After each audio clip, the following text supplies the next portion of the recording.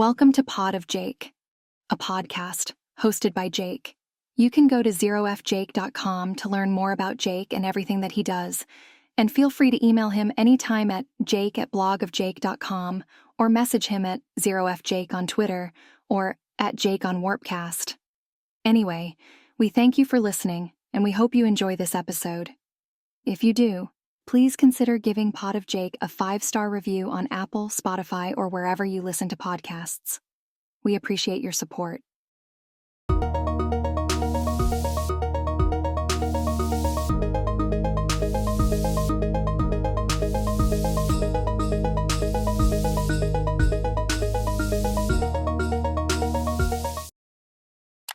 Thank you, Dariya, for coming on the podcast. Appreciate you taking the time. We met probably a little under a year ago now, I guess. I think last October, we both showed up at Coinbase Venture Summit, which was a super cool event.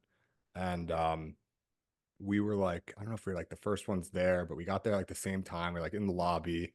And it's one of those things where like you don't know if like the other guy is like at the same thing that you're at or whatever. Like you have no idea what you're showing up to. One of us broke the ice. I don't remember who it was. And we ended up like not only like hanging out for a couple hours, I think at the beginning, and then like the first event, everyone like went back up to their rooms, was like getting ready for the first event, and you and I like showed up downstairs at the same exact time again or something. And so like we ended up hanging out like a good portion of this 2 or 3 day thing, which like I said was like a ton of fun, great event by Coinbase. And it was great, being able to meet you there. And we've kept in touch a little bit since. And now I'm using, your company, or I'm a user, I guess, of your company, or whatever you want to call it, of your company, that layer 3 that sort of helps people reach people in crypto to go and get involved with their projects. I'm using it for my project Base Colors, and might use it for my podcast as well if I'm minting it on chain. So anyway, everything's come full circle. Feels like a super small world, and I've been wanting to do a podcast with you for a while, so it's great to finally be able to do that. I think before we dive too deep into anything in particular, it would be great for those who don't know you, for you to kind of tell your story from as early as you're willing to start to where you are today, and talk about some of the decisions you made along the way.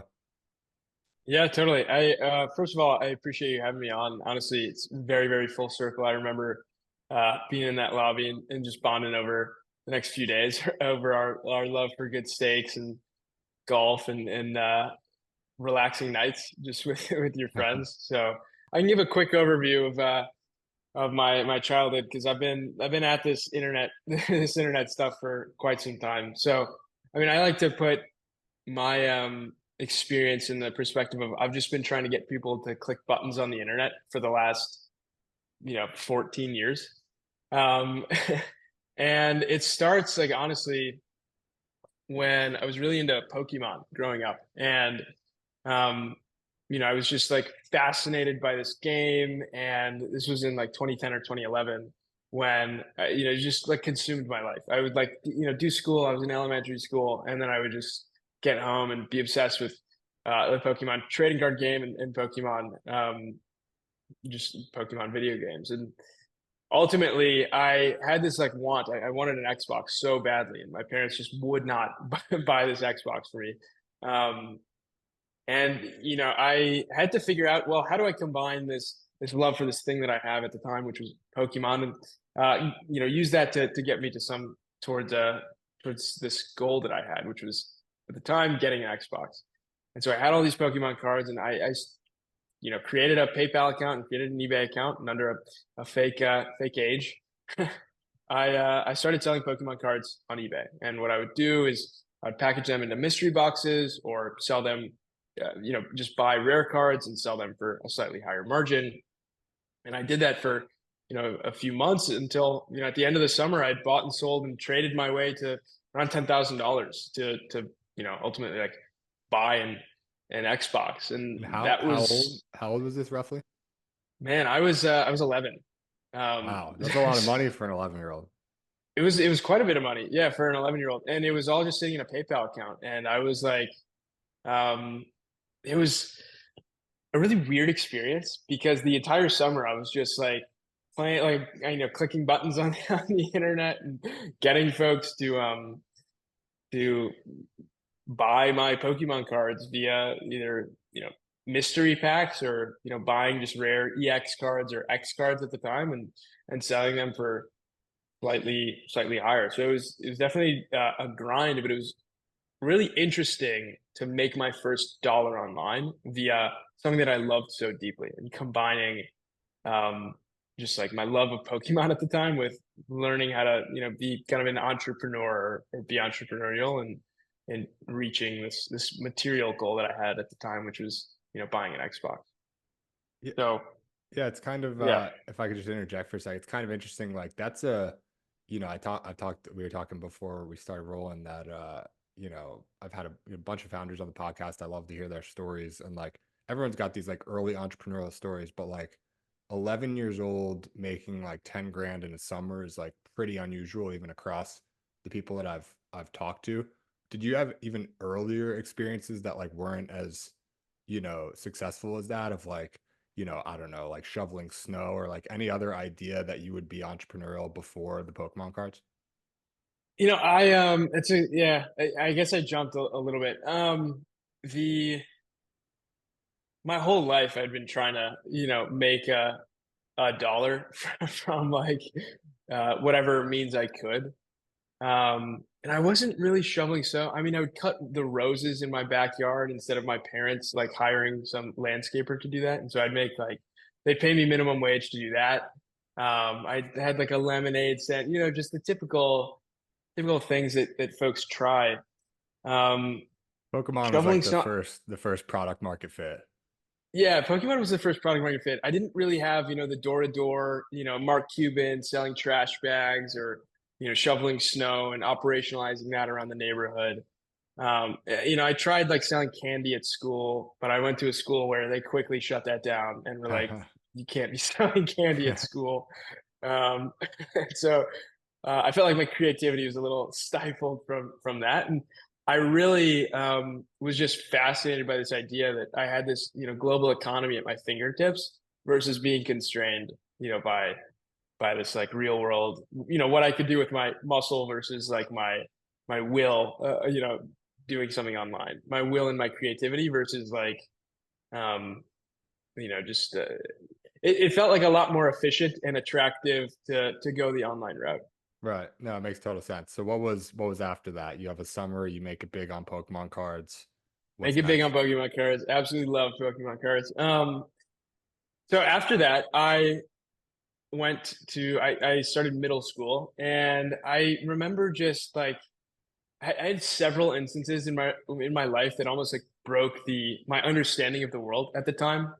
And those instances usually took some formula of, I see someone who, I am like very close to, as far as like maybe intelligence level or experience or geographically. I see them do something amazing.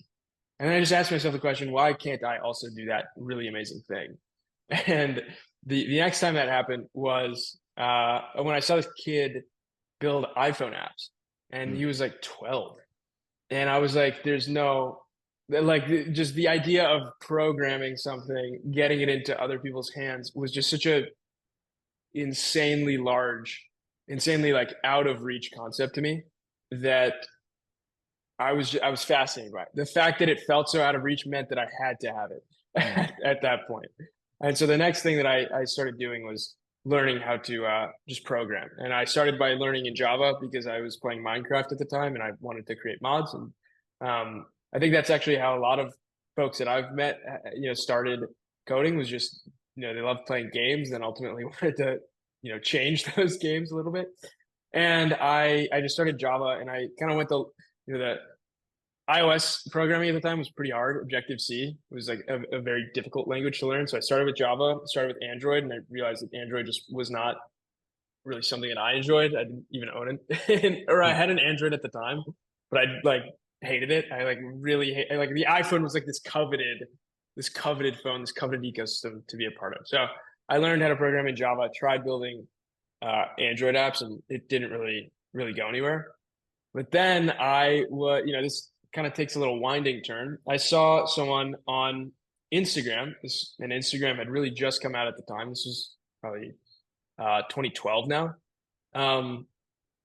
And I saw people building these themed Instagram pages, and they were just like posting movie scenes or posting pranks or posting memes, whatever it was. And I just thought the idea of having a large audience was so fascinating. And so I found this, girl who ran a page called Best Scenes, which was just movie scenes. And I was like, hey, I'll give you $200 if you get my account, which was a Big Bang Theory account, to 30,000 followers. And she's like, yeah, done. And at the time, like that wasn't that many. I mean, I guess it was a lot of followers, but that was like a nothing. I like paid $200 to get to one of the most active accounts on Instagram at the time. And this was when the popular page still existed. So, you could kind of, success really begets success in that time as well. Right. When it was, you get on to Instagram, you get a large following, and then you just get on the popular page, which increases discoverability, which increases your following, which increases you doing this, like again, and you ultimately just build a big account. And well, what can you do with a big account? Well, you can build other big accounts with that big account, and then you can sell stuff to those accounts. And that's actually what brought me back to iPhone app development when I was 13, which was, I had these big accounts with like audiences that I, knew a lot about, right? If I built an account around Big Bang Theory, well, what demographic likes Big Bang Theory? If I built an account around like teenage memes, what account or what kinds of people like teenage memes? And then you just build like very like Nikita Beer, a level below Nikita Beer style iPhone apps, and you sell those to those audiences, and then you're able to generate quite a bit of revenue from it, because paid apps, like people will not pay $1 for apps today, but people were paying a few bucks for apps in the past. And iTunes gift cards were still things. So that's actually like what brought me to my next like larger project, was seeing, okay, someone's building apps. How do I actually get people to download these things? Built the Instagram accounts just out of fascination, kind of accruing an audience, and then built products to then serve to those Instagram accounts. Yeah. So a couple of things. So you didn't build the Instagram accounts to sell apps to. You built the Instagram accounts because like that was interesting. You felt like that was the move. And then later you sort of tied the, like speaking, in retrospect, you can realize I found this interest in apps and I sort of quit on it a little bit after like, working with the Android a little bit. And then I did the Instagram thing and then they came together, but you didn't realize at the time you weren't building a big Instagram account to sell an app, right? Right. No, exactly. What brought me to Instagram was just a fascination with apps, and I was just always trying out new apps. And Instagram was a new app at the time, and I mean, the way that thing grew was absurd. I had to try and figure out like why it was growing so much, and I mean, it was so addicting, and I loved it. Like I mean, if you go to my Instagram now, you'll see I deleted everything. I have no profile picture. I have nothing on it because I had a legitimate Instagram addiction for many years. It was like my whole life was just Instagram. So I hate it now. I delete it. Like I don't ever touch Instagram anymore. Yeah. Because I did this. But yeah, no, I developed this interest in apps. It led me to trying out a bunch of new apps, including Instagram. Started, building these Instagram accounts, and then realized, well, I should get back into apps. Yeah. And that's how I got to the next step. Yeah, this is this common thread that I like, just sort of doing a bunch of these. I sort of, there's like some pattern matching that's like sort of subconscious, that's like kind of hard to explain, but then there's others that are like a little easier to maybe like verbalize. And like one of them is that I've realized in my own life as well is that like some of the best sort of things that you do in life, not to say that certainly you've done better things since, and you didn't peak at like 12 or 13 or whatever, but like some of these things that like that was you're talking about it now, that was like sort of a core stepping stone on your journey. And these things like often happen very like unintentionally. Like part of it might be intentional, but the way that things come together was not planned. And so like you can, it's like the old Steve Jobs quote about how like you can connect the dots looking backward, but you can't foresee those connections. And so you just sort of have to like trust your gut and like follow, whatever that is, intuition. And like I see that in your story, because it's like it's not like building a big Instagram was like building a big Instagram, excuse me, was like some strategy for like selling these apps that you weren't even really building anymore. It's like you just followed your gut. You went for the Instagram thing. You got involved early. You benefited from the network effects of getting involved early. And then you tied in this thing from your past, which was like, hey, wait, now I can bring the apps thing back and I have like a specific demographic to sell to. And I just think that's like really worth calling out because people are always trying to like, sort of do the prediction of like how things are going to tie together and like, is this worth my time? Like, this doesn't make sense to go for, or this makes sense. Like, this ties in very cleanly into like what I'm doing. But like, I think a lot of times it doesn't tie in that cleanly or obviously. And sure, you could have predicted like, hey, I can go on Instagram and build a big thing and like sell this app, but it's just not the way it often goes. So I just thought that's kind of interesting. But another question I sort of had on the Instagram thing is like, were you abnormally early to Instagram, or you were just early and sort of able to very quickly get that big audience through messaging whoever that was, and then benefited from that? Like, were you just kind of like regular early or like really early? And if it's the latter, I'm curious like sort of how you got into it and recognized it as something that you wanted to like get involved with. It's actually a great question. Also, I really appreciate your point around connecting the dots retrospectively because I mean, yeah, I think we all go through that, right? Like we just we ultimately see how some like minor decision that we made 5 years ago ultimately led to a chain of events that, led to me sitting in my chair on this Thursday afternoon in the way that I am. But yeah, so on Instagram, I was the last of my friends to get on Instagram, which is actually kind of funny.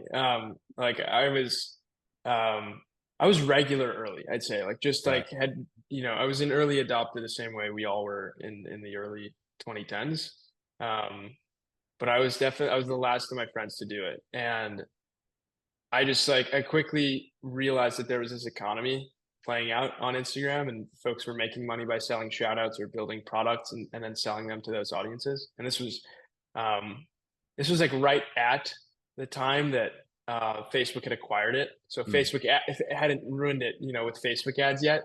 And so, folks were running their own, Instagram ads with their own accounts. But mm. I actually forgot to mention in that connecting the dots retrospectively, my first account, um, I built it to like 10,000 followers alone, just by like commenting and like getting people to follow it. And then I met someone online who I wanted to share the account with to help grow the account, and they just took the account. Like that was like the most painful lesson I'd ever learned up until that point in my life. I was crying. I was like 12, 13, whatever it was, crying, like Googling, like, can the police get involved? All these things. And and it was super painful. But that's what led to me to then saying, okay, I have to like get back to where I was. Who can I find who has leverage that I can, uh, pay to basically give me a portion to rent some of their leverage for a little bit of time to get me back on my feet to some extent. Right. And Yeah, it's a ultimately, if I had like, yeah, if I had, I probably would, this would have gone significantly differently if I stuck with that account because I had to like restart at one point. yeah, So yeah, definitely.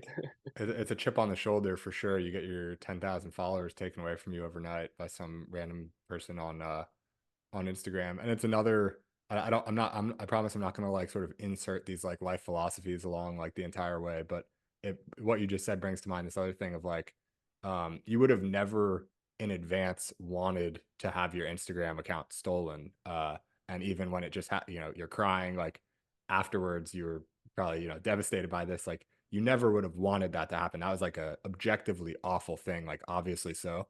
But then in retrospect now, you can probably look back and be like, well, that was probably for the best, because to your point, like that is why you're sitting here now. That is why you're working on the company you're working on now. That is why you went back and got a different account to 30,000 followers much more quickly. And then like, who knows what the alternative path would have been basically, but like, I don't think it's very useful to imagine that path as having been potentially better because you can never know. And why torture yourself? So, Yeah. and the path It's the that you're most on seems painful pretty good. lesson. It's the most painful lesson. I think everyone probably has, 10 or 15 stories about like these like really, really painful things that ultimately led them to greater things. And, by the Yeah. time I stopped doing this Instagram stuff, I had a few million followers over 6 accounts. So it was, I do not think it would have gone that way if I had just, I probably would have thought very small, Hmm. or it would have taken me a lot longer to learn this game if, I hadn't been like shocked so hard. So did you like sell these Instagram accounts when you were kind of through with it, or? At the end, yeah, there was this guy, I'm not going to dox him. He was basically running a large performance marketing agency where he'd work with app developers and basically get them a ton of downloads on their apps and or on games. Games drove a ton of the ad spend in the mid 2010s. Like Just freemium because, games? yeah, there's super high LTV, and Instagram was the best way to do this. Was just like farming downloads for these folks. And this guy came in with like $1 million and just bought a ton of accounts and just overnight essentially controlled the largest network of Instagram accounts. And I honestly like kind of came in like a private equity, like someone he was rolling up Instagram accounts essentially, which was pretty funny. But that I didn't stop that by the time until I was 17. Okay. So it was a few years of my life building apps and building these Instagram accounts, and ultimately had a nice, quote unquote exit from that. But yeah, I mean, it was a really, really fun period in my life. And I built games. I built honestly something that kind of resembles what we're doing now with layer 3 and just like this idea of symbiotic growth. And gimmicky apps, just like, change your background, customize your wallpaper, stuff like just really like quick hit, dopamine centric, just, iTunes gift card, targeting apps. Like was there any that was like more that you were like more excited about than just like, oh, I think this will hit, like be a quick hit, like you said, like on this demographic or whatever? Was like, it sounds like an earlier version of layer 3 might have been a bigger idea than like, some of these quick hits. I was excited about, 2 apps that I built. Ultimately, both of them failed for different reasons. And one of them was called We Like, which was essentially you trade Instagram likes with someone. So every time you like someone's photo, you get a coin that you can then redeem for, a like on your own photo. And this was because I'd realized, okay, Instagram is incredibly toxic in the sense that your self-worth is basically your likes and your followers.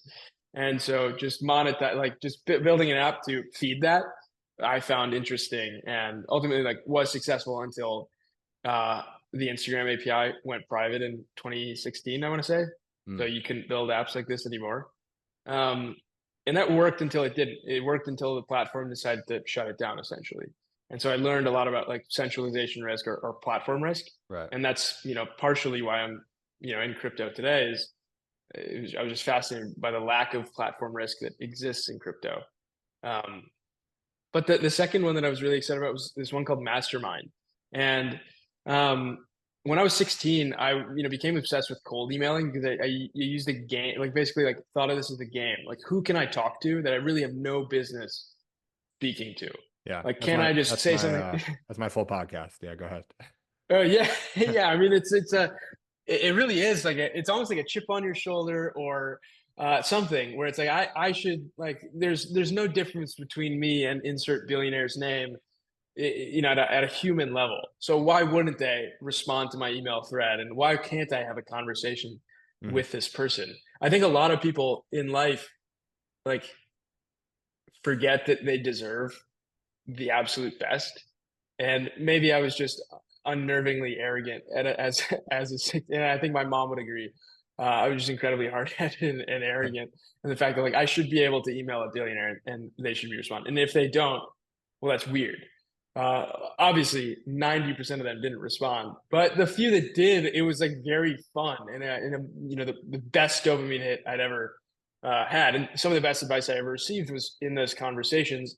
I wish I really like brought some of that to today and like could cite who said what. I'd have to do some good remembering to do that. But I was fascinated by this idea that there's this generational knowledge gap that really only gets transferred to a very small number of people in any very successful person's life. And so I started an app called Mastermind to enable those folks had reached like very, very incredible levels of success to mentor, to be able to do these AMAs, to be able to speak directly to folks who would, froth just to have like a second with them and just pick their brain for an absolute second and do that in a public forum.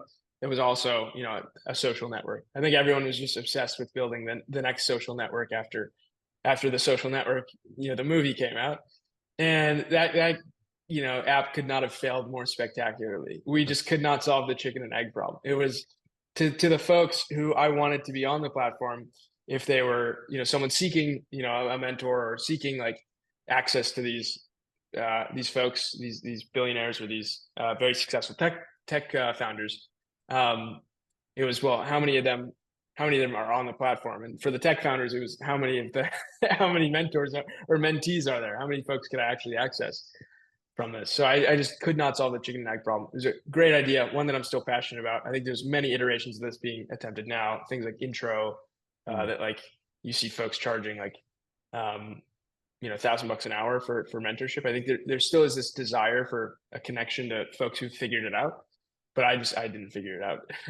Yeah, and ultimately shut the app down. I feel like your just your interest somehow, like, this concept of like attention is obviously core to what you're doing now, which we can talk about a little bit later. But it seems like through various different sort of vantage points, a lot of your interests just sort of triangulate on attention. So like they're very different things, but those two ideas you just talked about is like, one is like sort of a market for likes and engagement, and the other is mentorship, which is like, at the end of the day, also an attention economy to some extent, from these high power people giving some of their time to these to a larger number of like people who are willing to pay for it. You mentioned intros, like sort of a recent iteration on this, and there's others as well. Like I used one called Super Peer a few years ago. It's kind of a similar thing to intro. They're sort of like spin-offs, not spin-offs, but like tangents from like Cameo, which people might be familiar with, which is like, you pay however much for Shaquille O'Neal. That'll probably be an expensive one, but like someone to go and like record a happy birthday video. And then I think what people realize is like, okay, we can do more than like a celebrity doing a 60-second happy birthday video. We can do like an actual consulting session, or we can do, this, that, or the other thing and pay them for their time doing that thing. We can pay people to respond to an email. We can pay for, all these different things. So it's just interesting. It seems that you've been thinking about the type of stuff that you're now, benefit greatly from thinking deeply about and having thought about deeply about for a very long time. Like these things have been sort of naturally interesting to you since you were, in your teens, basically. It's actually the first time that I've connected those dots backwards, too. I didn't realize that this whole game that I've been playing my whole life, or sorry, seeking to understand, not necessarily playing, is an attention game. It's an attention economy game. Maybe you could distill a lot of internet business models to that, but I mean, Instagram more so with apps. more so with these specific examples. I think, like, to your point, it is like all attention at the end of the day, but not as directly. Like you're directly monetizing the attention. You know what I mean? Yeah. God, this is almost like a therapy session. I feel like, I'd have to pay someone for for teaching me that. Well, Jake. What's interesting is it's funny you brought that up. Hopefully this doesn't like get me into any sort of trouble in the future, or like mess anything up. But there's this interesting thing. I was recording a podcast the other day. I forget what the context was, but it made me think of it as well, which is like sometimes you see a deal. This will make sense in a second, but like you see a deal and you're like, who's paying who? Like just fundamentally, like who is like, okay, I understand, like, but like who is paying who? And like, so a good example of that is OpenAI and Apple made that deal recently. I think I actually don't remember who's paying who, but I don't even know if one of them is paying each other. It might be sort of like some mutual thing or whatever. But in a lot of deals with like, especially with this like sort of attention economy stuff,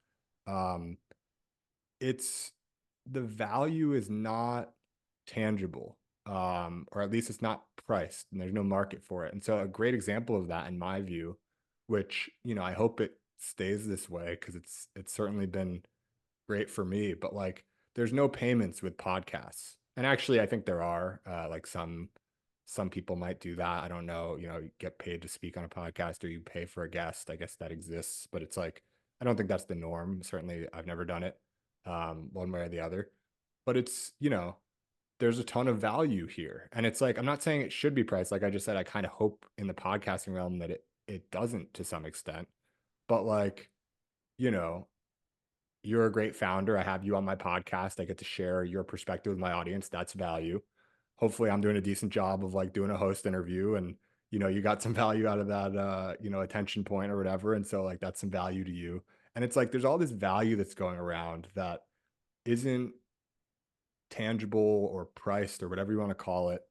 And I actually think that, crypto, one of the most interesting things about crypto to me is that it takes a lot of this intangible value and prices it.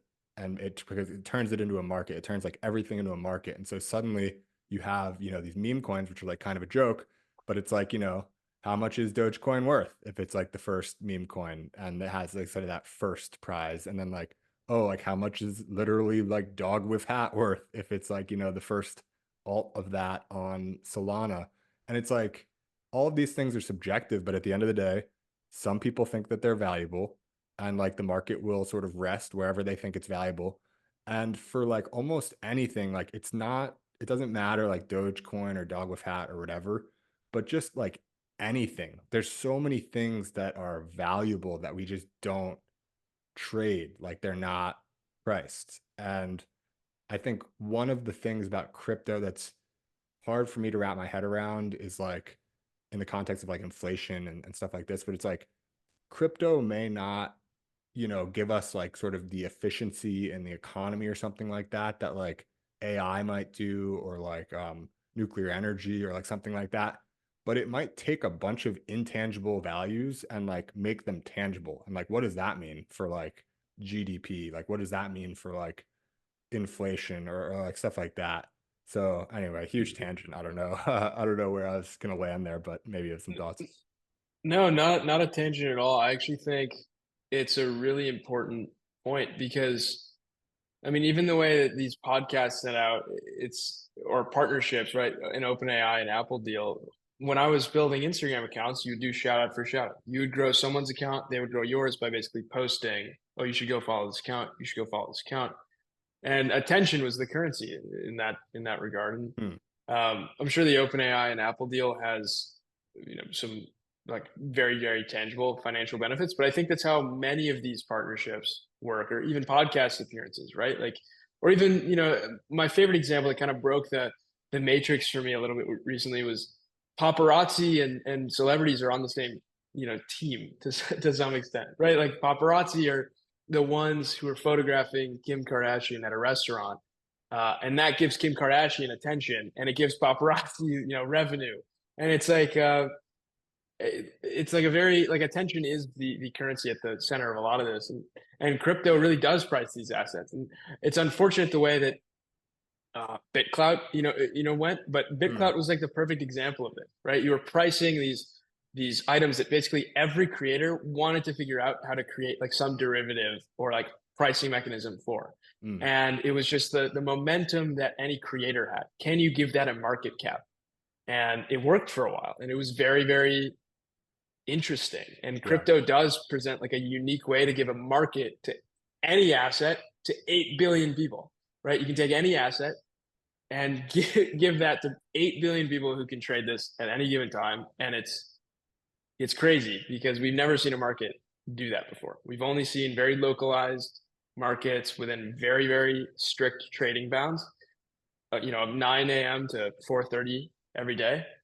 And what if, yeah, I mean, the fact that you can trade like momentum on social media, if you could tokenize that, trade momentum on social media accounts to 8 billion people in the world, it is wild. The fact that this industry actually does that.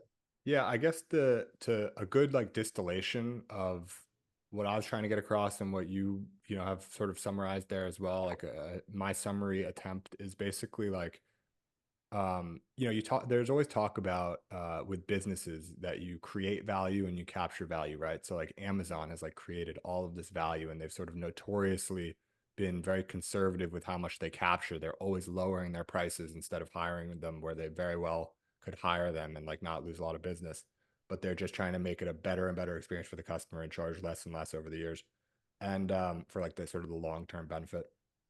And so I think with crypto on like a global scale, what's kind of interesting about this, what we're talking about, is you don't to increase like sort of the amount of value in the world, if we're talking about like value boiling down to money or like assets more broadly, um, you might not have to increase the amount of value in the world. You might just capture a lot more of it in sort of a tangible form. And so like where AI or nuclear energy might like skyrocket the actual amount of value sort of like created in the world, um, crypto might capture a whole lot more of it. And that might be just as significant of sort of a increase as creating a bunch more. So I think that's, I don't know, it's sort of it's very like fuzzy to see that, because it's for me at least, because it's pretty different. Like I also think another thing that's kind of fuzzy is like the future of money. Like it's pretty easy to make the parallel from like gold to Bitcoin. Bitcoin is digital gold and everything. There's not as clear of a parallel for like Ethereum. And people are like, Ethereum's money, and like, Solana is money, whatever. Like, that's fine. Like, I'm not really getting too wrapped up in definitions here, but it's like, what is the future? Does the future of money have to be what the past of money was? Like store of value, medium of exchange, and, unit of account or whatever is like sort of the standard definition. Like maybe money is fundamentally different. Maybe we use many more monies than we have previously used. Like I pretty much, before crypto at least, I only interact with dollars, and then there's certain assets, but I'm not like using a bunch of things as money. But maybe that's not the case anymore. So it's just crypto. I think it's, for people like you and I who are like pretty deep in it, it's it's changing things at like a very fundamental level that are very difficult to understand. You can always understand something where there's like a precedent for it, and there's like, this is that, but like, there's always an app that I was talking to a guy the other day who's like, we're building the Goodreads, but for movies. And it's like always easy when you have like, the Airbnb for this or the Uber for that or whatever. But like when there's not really as clear of a precedent, I think that happens when it's a fundamental shift. And I think crypto, you and I probably both agree, is a pretty fundamental shift. Yeah, no, I mean, I totally agree. And I think that um, the word money, at least moving forward, because of this industry, will mean something very different than it did to our grandparents. Our kids will probably think of money very differently than even we grew up thinking of money. And ideally, we both have a large hand in that.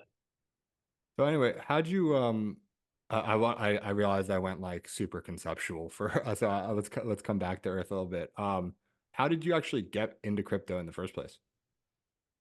Yeah, the way I like to describe it is I was a nerd on the internet and hanging out with other nerds on the internet. And when that happens, you naturally find out about crypto. Um, and so I was building these apps and first found out about Bitcoin, but wrote it off entirely. And I think a lot of folks have maybe a story of where they heard this concept for this like digital gold, and they were like, this is nothing. Like I'm gonna ignore this for now. Obviously, very regretfully. But then I learned about Ethereum, and I downloaded Coinbase when I think the only two things you could buy on Coinbase were Bitcoin and Ethereum, and Bitcoin was 30 or 40 times the price of one ETH, Hmm. and so ETH just seemed like a much more attractive investment for my for my risk tolerance at that point. And um, it was just this idea that there was someone or some group of people trying to buck the trend with something as ambitious as the monetary system, just the financial system, felt so I didn't understand it, which meant I had to run straight towards it. Mm. And that's why I initially became fascinated with crypto. And it wasn't until I think 2017 when ICOs happened and when this idea that you saw the idea of tokens on just ETH like starting to proliferate in the years following, that I realized, okay, this is like a different type of internet where data and value accrual actually disproportionately benefits users instead of a company or a centralized counterparty. And at that point, that's when things like really started to interest me in this idea that, okay, when you build something, you can create ideally a forever app with a self-sustaining ecosystem with your native ad spend as your own token that you can then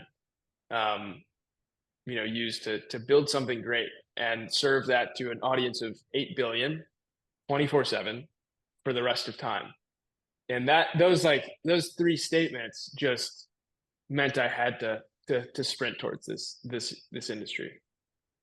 Yeah, it's great. I mean, there's a few times we've already, I'm sure there's many others, but a few that we've discussed, like you just see something and you just know you have to go for it. And I respect the conviction each step of the way, because these are not like obvious things at the time that you're doing them. It's a good thing, I think, like as silly as it sounds, some people just like don't recognize, they're not even like paying attention. I'm not trying to like talk poorly on people or whatever, but it's like some people just like don't even pay attention to what they're interested in. They're just like doing whatever other people are doing, and it's like you're not only paying attention and have your sort of antenna up, but you're seeing these things, whether it's like early days Instagram or in this case crypto, and just like running directly at it regardless of you know too many concerns around you shouldn't do this, you shouldn't do that, or whatever. So what time is this like in your life? Are you like just graduating college, or what's like set the stage in your life personally when you came across crypto? Are you still doing the Instagram thing?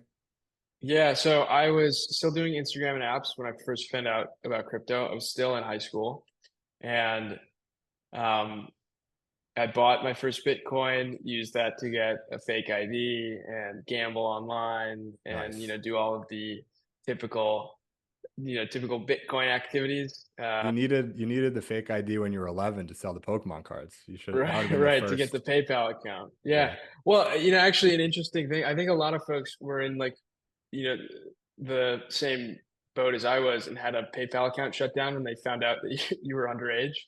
Huh. And like there's a few folks on Twitter who like ended up getting into crypto. My that didn't directly get me into crypto, but it was definitely something that I realized was, oh, uncensorable money, great. That's better than fucking PayPal shutting down my account, locking my funds up. Yeah. Um, but yeah, so I was still in high school when I found out about crypto and just did the you know illicit activity circuit that you do on with these new financial rails. And then it wasn't until like I really started learning about Ethereum that I started to take it more seriously. And I spent probably too many Bitcoin on online gambling, unfortunately, now looking at the the price of it. But yeah, so I was this was right before college. When I went to college, this was like ICO mania, and everyone was a genius. If you put $1 into crypto, you made $10 as long as you did that before this fall like bull run that we had. And then it all kind of came crashing down while I was in college. And so I like to say I was just an observer, and like I wasn't building anything in crypto. I was just moving money around in different ways and buying and trading these tokens on Binance when you could still do that, when it was still open to US residents, and um, ultimately just like playing the PvP crypto game that I think a lot of people were at the time, through sentiment lows in 2018, 2019. And I remember every single day, like clockwork, I'd wake up, I'd open my portfolio tracking app, and I'd just like look at the price of Bitcoin and ETH. And man, watching that 1500 to 90 like slow grind down was was pretty tough to do, because I remember I got a lot of my college friends to buy crypto, and I looked like a genius for a little bit of time, and then I looked like the biggest idiot in the world. as I'm sure, everyone in crypto probably has a similar story. The Thanksgiving Day memes. It's like, so how's my ETH doing? It's never good. The It's answer is good. never good. The answer It's good it's good every once like every 4 4 years. years. Yeah, exactly. Yeah. But yeah, so when I went to college, I closed the chapter of apps and social media because I just felt like I just like wanted to close every chapter, and I probably could have made more money if I didn't close, sell the Instagram accounts and sell the apps. But it just felt like natural to restart along with a new set of friends, a new set of interests, a new set of hobbies, a new location. Yeah. But that's ultimately when I got into crypto. Was really when I went to college. Nice. Yeah, I think the reset makes a ton of sense. I definitely like can understand what you're talking about. It's just, even though it might, there's no reason to give up like the one particular thing on its own, just in the context of everything else. It's like the difference between a fresh start and a fresh start with one legacy sort of thing that's like grabbing you or like sort of holding your attention is like not the same. It's like, so the difference between 0 to 1 basically. And so being able to leave that behind, I think makes a lot of sense. And you might not have sort of gone down the crypto rabbit hole without sort of turning that chapter. And then so, feel free to touch on anything you want throughout college. But I'm curious, having dabbled with like apps, building apps as a teenager, young teenager, and then for several years, and now you're into crypto, and you've always been entrepreneurial. I think did you study like computer science in college or no? Yeah, yeah. I Yeah. studied computer science in college. Yeah. And so I'm curious, like, I think with both that and early on in your teenage years, it seems like despite all of that, you didn't really, correct me if I'm wrong, but like you didn't sort of like come out of all of that as like a big like technical guy. Like that's not really the part that you like. No, I really don't like programming at all. And I was moderately good at programming and much better at designing things.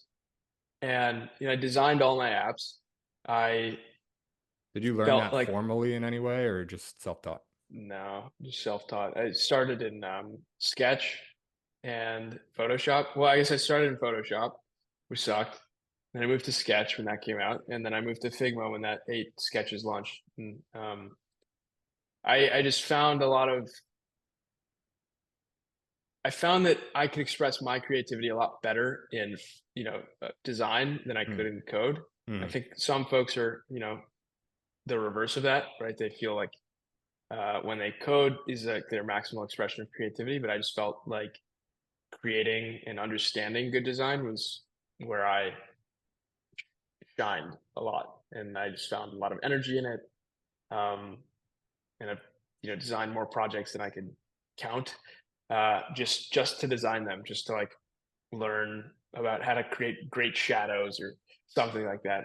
And I've been a moderately good programmer in a past life and a much better designer.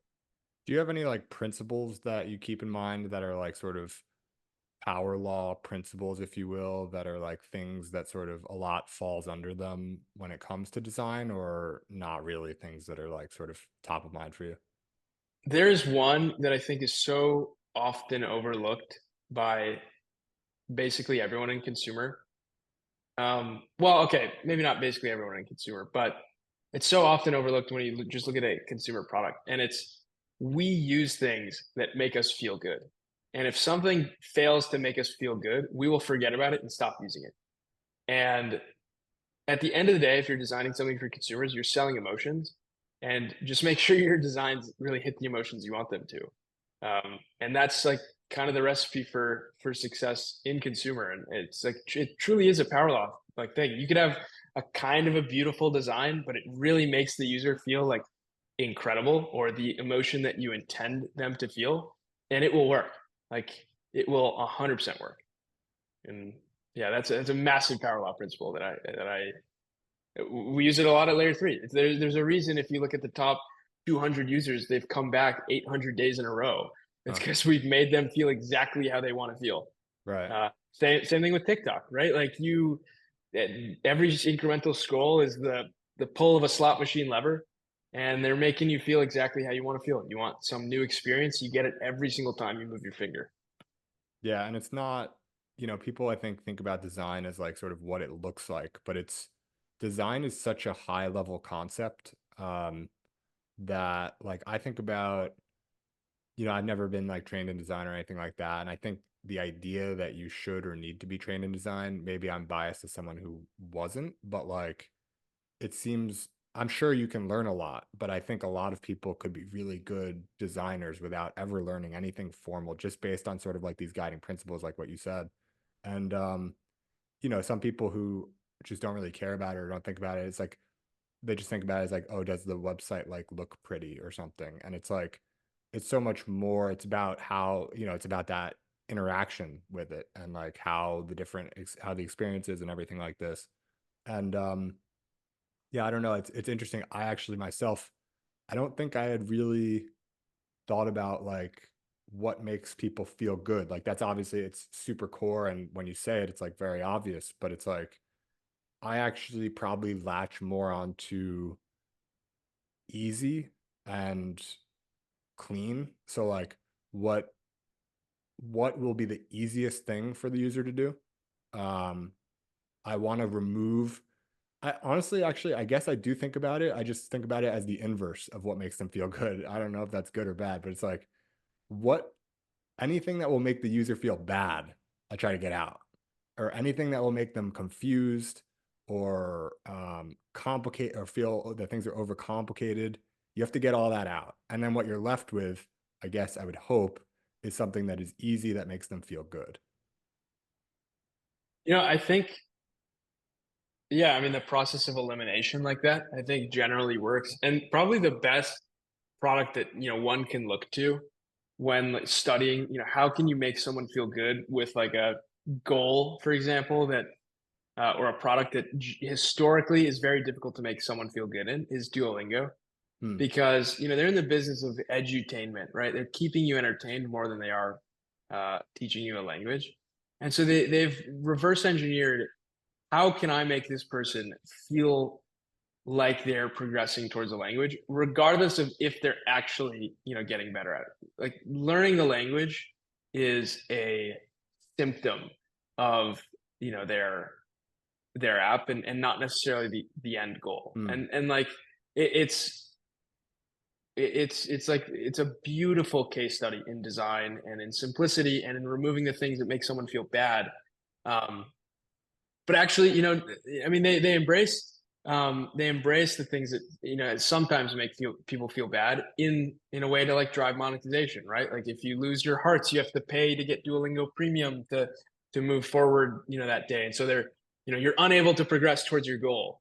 There's this like barrier that they've like put there so that you can't get closer to your goal, no matter how much you want to. And so they've very deliberately placed emotions at different parts of this user journey and use that to basically build what I think is the most compelling example of edutainment, and just like wrapping something historically very difficult in like a great design experience.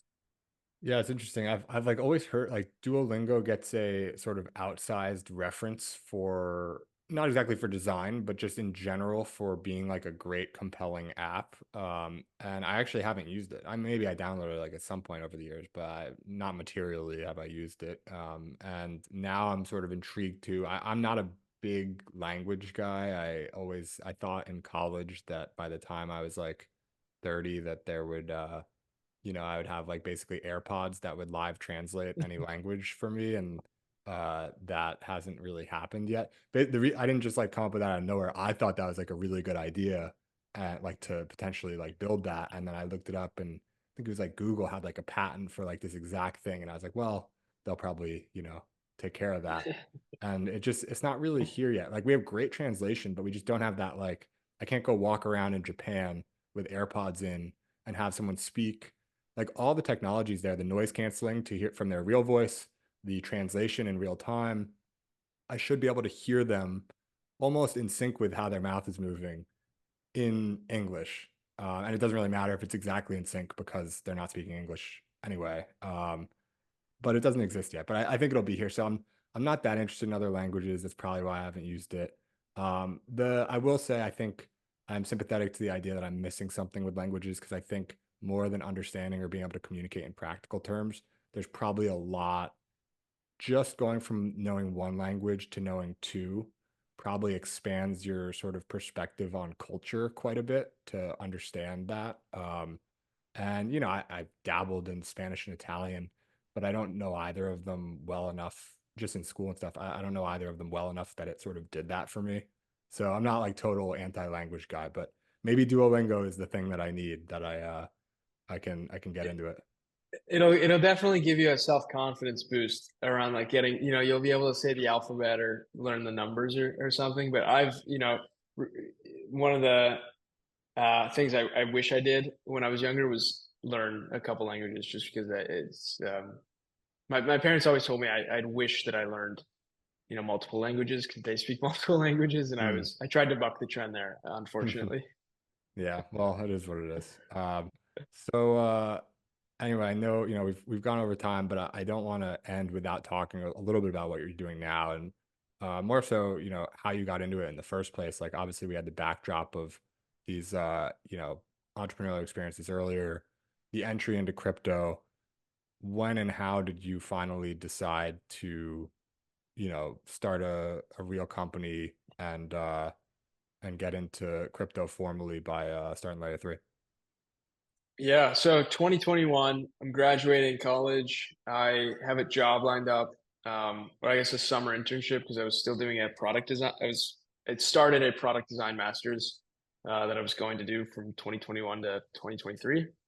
Um, I had an internship lined up at GoDaddy, and the past couple months I'd been thinking of, okay, there's all these like DAOs with a ton of capital, and all of them need to grow. All of them need to figure out how to deploy this capital and grow their protocols. But there's really nobody tackling, the Facebook or Google style business model for growth for these builders. And there's users on the other side who are confused and don't really know where to go to use these products, and basically why they should even care about them. And the day I was supposed to start that job, I called the manager, and I said, I'm not doing it. It was like 30 minutes before I was, set to sign in for the first time. And Wow. ultimately that was to start Layer 3. And I really haven't looked back since. It was, I was just fascinated by this idea that crypto teams just did not have any of the distribution efficiency that regular internet builders get from, Facebook and Google. And each of these builders has to rebuild that strategy from the ground up every single time using the same exact Legos. So it's the same Legos, just a different, you know, a different brand associated with them every single time. And this inefficiency just really, it stalls progress, confuses users, hampers growth. And ultimately Layer 3 is just the full stack crypto native solution to, optimize these protocols and users around long-term growth and, over short-term speculation. I view this as a very, very important problem for the industry to solve, for us to really grow and exist over a decades long time horizon. I mean, people can only trade assets for, that ultimately go down for so long. And we have to create something that actually persists over many, many, many years. And I think that's what, a lot of fine folks are doing today. And that's ultimately what we're trying to do as well. And did you end up starting, first of all, it's a great story, the calling of the boss literally the day of the first day of work. I haven't heard that one before. But it's great. So, were you starting Layer 3 like during the heat of the market, or by the time you sort of got rolling, had prices sort of come down on everything and you've sort of just been building in the bear? I know that, like, I don't believe that I was aware of Layer 3 until, it's been a while at this point, but it was like, I think, past the last hype cycle, basically. So I'm curious how the timing played, because it's tough if you start a company when, things are super hot, and then right out of the gates, like things kind of come crashing down. Nothing to do with your company. It's just like the market. So I don't know if that happened or if things came down and then you kind of started. Yeah, no. So started it definitely while things were on the up, and I'd say um, so I first started working on the idea in July of 2021, and incorporated, fundraised, etc. September of 2021, and then we had a product in July, and ultimately, yeah, I mean, it went up, the market went up, and then it went down, and all of these protocols had much less money to spend, and um, we didn't generate any revenue until late 2022, and that's when we really started generating revenue off of this this idea that we can help connect users and protocols. And yeah, it was definitely not, I mean, I don't think anyone had an easy time at that moment. We were all on top of the world when, November 2021, I remember like very distinctly being at a party, looking around and be like, oh my God, this is how it's always going to be, right? That could not have been further from the truth. But it was definitely like an interesting time to start a company. I think we're one of a few companies that really like made it out of our vintage, uh, and could generate revenue the way we have, since we started the company in, call it September, October of 2021. And we've been building ever since and continue to build. Right. So for people who are listening who aren't really familiar, can you describe like layer three and sort of the most like down the middle terms of sort of like the vanilla use case for how people are interacting with layer three and um maybe separately from that or related, like what sort of like the business model is for you guys that you're able to start generating that revenue in 2022? Yeah, totally. So pretty down the fairway here. Layer three is a full stack solution that helps crypto protocols and users connect. And we do this by building what we view as the best consumer platform for using crypto. And by, on the other side of that, building open source tools for things like identity, targeting, and incentive distribution. And all of those things are bucketed into just the layer three protocols. So over the past 3 years, we've generated close to $10 million in revenue.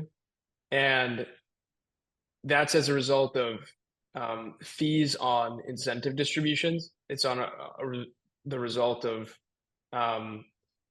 just monetizing the front end at the protocol level. So for protocols who want to get featured on the layer three front end, we may charge them a fee and use that to either fund operations, fund rewards, contests, etc. for our users. And the credentials that the layer three protocol mints at the end of a given campaign or experience have a nominal mint fee, but they do so much volume that it's really added up over time. And so these credentials are what protocols are able to use to target users, based on their activity, across all chains. And these credentials are called cubes because they're credentials to unify blockchain events across chains. And this is the first time you can see what someone's done on Base in the same query as what they've done on Optimism, Arbitrum, and ETH mainnet. And we're seeing 1,000 new chains probably this year. And so every single time there's a new chain deployed, this protocol gets deployed on it. We immediately have a new business model on that chain. We immediately are basically able to serve users and serve protocols on that chain.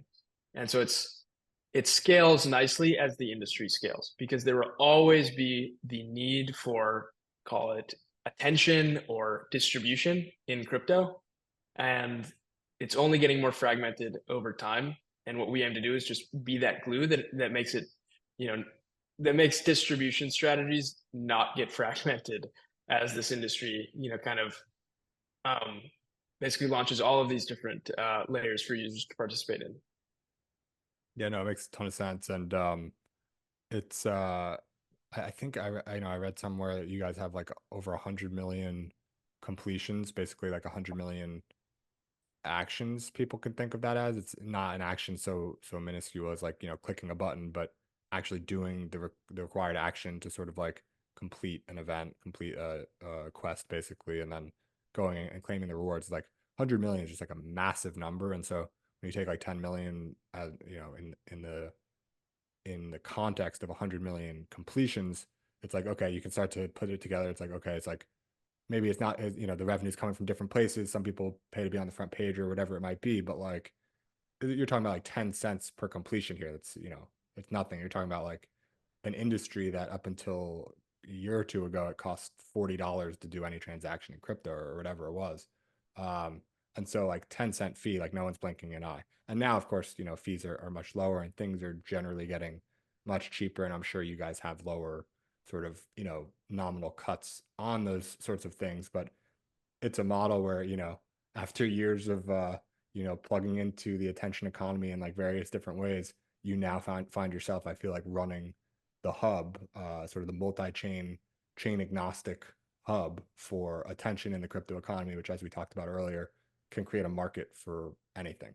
So it's really interesting. I guess in closing, um, I would be curious to hear sort of like where you're at today, what you guys are thinking about, and you know, any like basically priorities for where Layer 3 is at now, how it's evolved, and you know, what could be next, or at least what's next sort of in your, you know, purview. What are you focused on?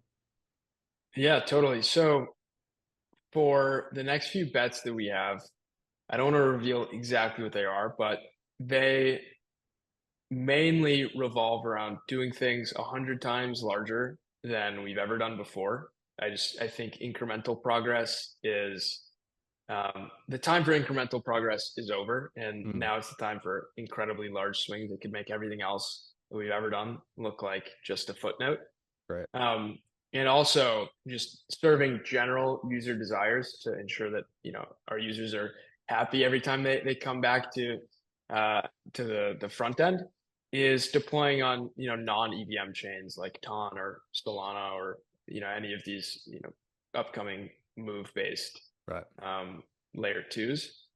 And those are the big two. I think like what we will announce over the next few months will probably surprise a lot of people that we were able to create something this impactful. And I'm Mm, really excited to share the partners who've, you know, signed on to be a part of these next few bets, because they're things that I think crypto's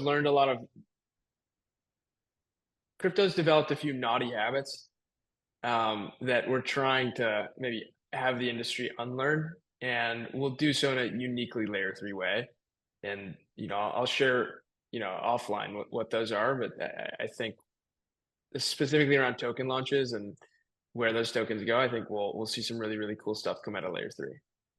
interesting. Well, I think that's a perfect place to leave people wanting more. I know we talked about, you know, everyone should feel good in the design, but feeling like you want more is also probably a pretty good sort of outcome. And I'm certainly excited to hear about it offline, but understand not wanting to share publicly. And for what it's worth, I'm a fan of not talking too much about what's in the future and just delivering and talking about what exists and what you've done in the past and, you know, pointing people towards that. So I dig the answer and I'll look forward to hearing the details. But Daria, thanks again so much for the time. It's been a pleasure as always, and excited to get this out there and share it with people. I guess last thing, anywhere you want to send people, we've got layer3.xyz, right? Yeah, sign up. Let me know what you think of the product, the platform, the docs, everything. And then you can follow me on Twitter at Dariya Kho. So my first name and then KHO. Awesome. Well, thanks again, man. It's been a pleasure. Yeah, thanks, Jake. Thanks for having me.